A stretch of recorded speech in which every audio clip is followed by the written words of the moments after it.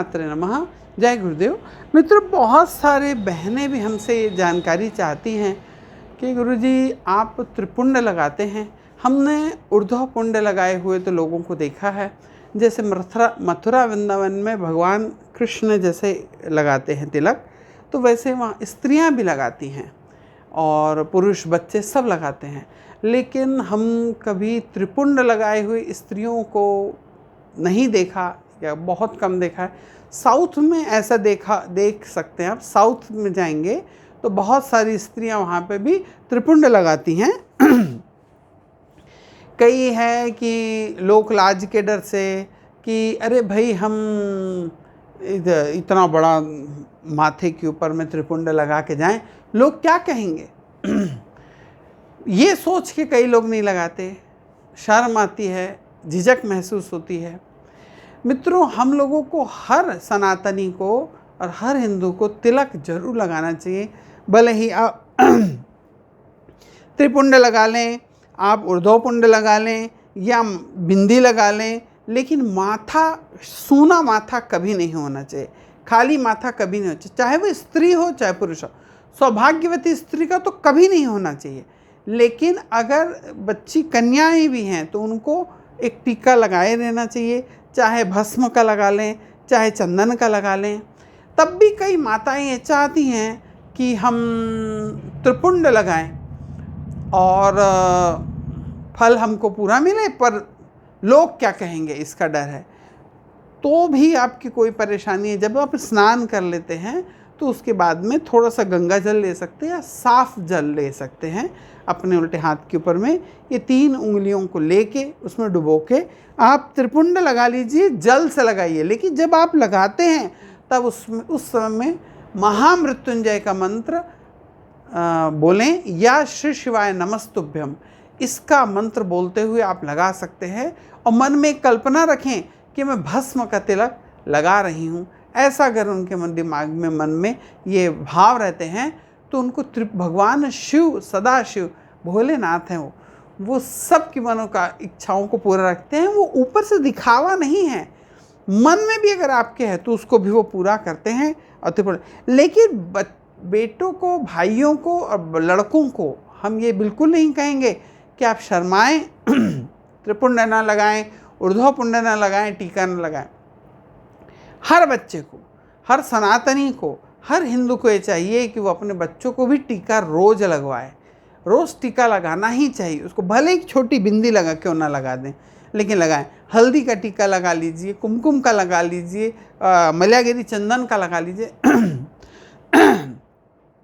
देखिए, हर प्रोडक्ट जब आप लेते हैं ना, जब भी आप कोई प्रोडक्ट परचेस करते हैं तो उसके ऊपर ब्रांड, जिस ब्रांड का उसका एक सिंबल लगा रहता है, थप्पा लगा रहता है। आप उसको देख के बता देते हैं, उसको देखते हैं, भाई अरे वाह ये तो नोकिया का है, इस पर नोकिया लिखा हुआ है, ब्रांड है। अरे वाह ये तो सैमसंग का मोबाइल है, इसके ऊपर सैमसंग लिखा, अरे ये एप्पल का है, आईफोन है।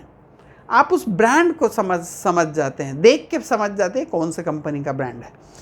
तो जो लोग हैं, हम लोग हैं, तो जितने भी हिंदू सनातनी हैं, अगर जो देवी पूजक हैं, जो देवी माता की आराधना, केवल देवी माता की आराधना करते हैं, उन्हें गोल बिंदी लगाना चाहिए। और जो व्यक्ति हनुमान जी और पुरुष देव हैं, जो हनुमान जी वगैरह, इनका अगर तिलक लगाते हैं तो अंगूठे से ऊपर की ओर उठा हुआ विजयी तिलक के रूप में लगाना चाहिए। जो शिव भक्त हैं, शिव और शक्ति दोनों के भक्त हैं, उन्हें त्रिपुंड लगाना चाहिए। शिव के लिए त्रिपुंड हो गया और देवी के लिए बीच में आप लगाते हैं, तो शिव और शक्ति के दोनों के जो भक्त होते हैं उन्हें त्रिपुंड लगाना चाहिए। जो भगवान राम और कृष्ण को मानते हैं वे ऊर्ध्वपुंड लगा सकते हैं। आप देखिए, मथुरा वृंदावन में जाइए, वहाँ सब लोग लगाए घूमते रहते हैं। चाहे वो रोड के किनारे एक छोटा सा सामान बेचने वाला कोई व्यक्ति क्यों ना हो, चाहे एक मर्सिडीज से उतरने वाला व्यक्ति क्यों ना हो, वो भी लगाते हैं। जब आप कुछ दिन, थोड़े दिन ही मात्र आपको ऐसा लगेगा कि हमने टीका लगाए हैं, लेकिन जब आप लगाने लग जाएंगे ना तो लोगों को देख के लगेगा, जिस दिन आपने लगाएंगे तो लोग पूछेंगे कि आज आपका चेहरा अच्छा नहीं लग रहा है, आप तिलक लगा लीजिए। हैबिट हो जाएगी, उनकी भी ये देखने की हैबिट हो जाती है। 1-2 दिन की बात है और हमको दूसरे की बात नहीं सुनना है। और उससे भी ज़्यादा कि ये प्रतीक है कि आप कौन सा ब्रांड है। अगर आपने त्रिपुंड लगाए हैं तो भैया ये शिव ब्रांड है, अगर उन्होंने ऊर्ध्वपुंड लगाया है तो कृष्ण जी का है, राम जी का है, बिंदी लगाई है तो देवी पूजक हैं। और उसके बावजूद भी कभी ऐसा होता है जब किसी कारण से हमारे पूर्वजों ने, ऋषि मुनियों ने कितना ज़बरदस्त ये नियम बनाया था। पहले सभी लोग तिलक लगाते थे। मान लीजिए जाने अनजाने आप चलते चलते कहीं, भाई साहब, किसी की डेथ कब हो जाए, मौत कब आ जाए, उस समय का अंतिम समय कब आए, कोई नहीं जान सकता, कोई भी संसार में नहीं जान सकता। मान लीजिए अगर आप लगाए हैं, त्रिपुंड लगाए हैं और आपकी डेथ हो गई, या आपने ऊर्ध्वपुंड लगाए हैं और आपकी डेथ हो गई, तो पता चलता है कि वहाँ पर यमदूत नहीं, शिवदूत आएंगे उस जीव के लिए, क्योंकि उसने त्रिपुंड लगाया है। यमदूत आएंगे, देखेंगे चूँकि इसने ऊर्ध्वपुंड लगाया हुआ एक कृष्ण भक्त है, तो वैकुंठ से दूत आएंगे, ये हमारा प्रोडक्ट है, तुम्हारे यहाँ नहीं ले जाना है, ये वहाँ नहीं जाएगा भाई, यमलोक नहीं जाएगा, ये वैकुंठ जाएगा। उसे तुरंत वैकुंठ की ओर लेके चले जाते हैं। अगर मान लीजिए अभी जो भीषण गर्मी पड़ रही, कितनी गर्मी पड़ रही है, इस गर्मी में आपका पूरा तिलक मिट गया, तो फिर क्या होगा? तब उसके लिए उन्होंने बनाया कि हमें गले में माला पहननी चाहिए, हमें गले में कोई भी माला पहननी चाहिए। हम शिव भक्त हैं, देवी भक्त हैं, तो हमको रुद्राक्ष की माला अपने गले में डालना चाहिए। हम कृष्ण अगर भक्त हैं तो तुलसी, राम और कृष्ण की अगर भक्ति करते हैं तो हमें तुलसी की माला डालना। हनुमान जी के भक्त हैं तो तुलसी की माला हमें अपने गले में पहने रहना चाहिए हमेशा, जिससे ऊपर का ब्रांड का अगर ये मिट भी जाए, तो जब आप आईफोन खोलते हैं तो उसके अंदर में भी ब्रांड का सिंबल बना रहता है। तो समझें कि अगर कभी धोखे से ये ब्रांड मिट भी गया ना, तो अंदर में वो ब्रांड है आपके। ये आपको केवल समझाने के लिए बताया गया है, क्योंकि जो हमारी माला होती है, हम जब किसी रुद्राक्ष, देखें कि जितने शिव भक्त हैं, संत महात्मा सब रुद्राक्ष पहने। रुद्राक्ष का बहुत महत्व है। रुद्राक्ष एक ऐसा फल है कि जो हमारी एनर्जी के हिसाब से बैलेंस। संत महात्मा हमेशा पहले चलते रहते थे, इस गांव से उस गांव, इस जगह से उस जगह भ्रमण करते रहते थे। तो हर जगह, जैसे आप कभी फेस करते होंगे जाने के लिए, कभी आप बाहर घूमने गए, किसी जगह जाके आपने सोए, तो रात को आपको नई जगह सोने से नींद नहीं आती होगी। ये एक आम समस्या है। 99% लोग के साथ ये घटना घटती है कि उन्हें नींद नहीं आती। क्यों नहीं आती नींद? क्योंकि आपके पास आपकी ऊर्जाओं को कम बैलेंस करने के लिए साइंटिफिकली कोई चीज़ उपलब्ध नहीं है। और अगर आप रुद्राक्ष पहनते हैं तो वो आपकी एनर्जी को इतना ज़्यादा स्टोर करके और इतना ज़्यादा बैलेंस करके रखती है कि जब भी आप कहीं जाके नई जगह में भी सोते हैं तो आप चैन की नींद सो सकते हैं, आराम से सो सकते हैं। संत महात्माओं को देखिए, रुद्राक्ष धारण करे रहते हैं, दिखावे के लिए नहीं है। रुद्राक्ष पहने रहने से हमारे शरीर की एनर्जी बैलेंस्ड रहती है।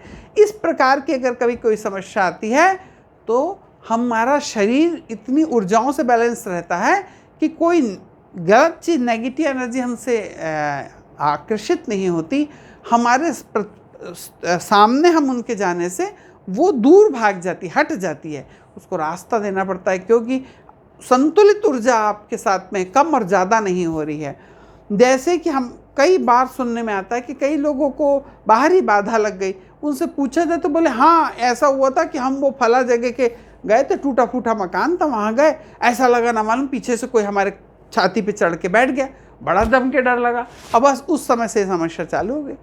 क्योंकि जैसे ही हमारे अंदर भय का संचार होता है तो हमारा जो जीव है सूक्ष्म हो जाता, उसकी ऊर्जाएं सूक्ष्म हो जाती हैं।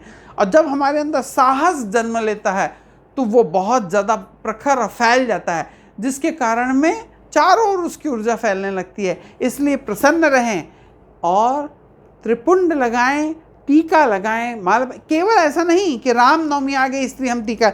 आजकल हम देख रहे हैं, फैशन में है कि भाई अभी रामनवमी थी, ओहो पूरे रास्ते में भगवा छाया हुआ था। सारे लोग बिल्कुल जैसे कि आज ऐसा लग रहा था कि सतयुग से डायरेक्ट धर्मात्मा लोग पृथ्वी पर उतर आए हैं। ऐसा ना करें, सदा दिन एक जैसा रहें। आप अगर तिलक लगाते हैं, रोज़ लगाएं, कंटिन्यू लगाएं। और ये बिल्कुल ना समझें ये कोई शर्म की बात नहीं है, बड़े गर्व की बात है। और आप देखिए, जब आप त्रिपुंड कोई टीका या तिलक लगा लेते हैं ना, तो आप गलत जगह खड़े भी नहीं हो सकते। जहाँ पर कुछ गलत किसी जीव की हत्या हो रही हो या ऐसा कुछ हो रहा हो, या कहीं कोई गलत खान पान वाले लोग बैठे हैं, आप त्रिपुंड लगा के वहाँ जा नहीं सकते। आप वहाँ ऊर्ध्वपुंड लगा के जा नहीं सकते। आपका मन आपको गवाही नहीं देगा कि, क्योंकि ये ऐसी शक्तियाँ हैं जो दिखती कुछ नहीं है, लगता है कि बस यूं ही है, टैटू है,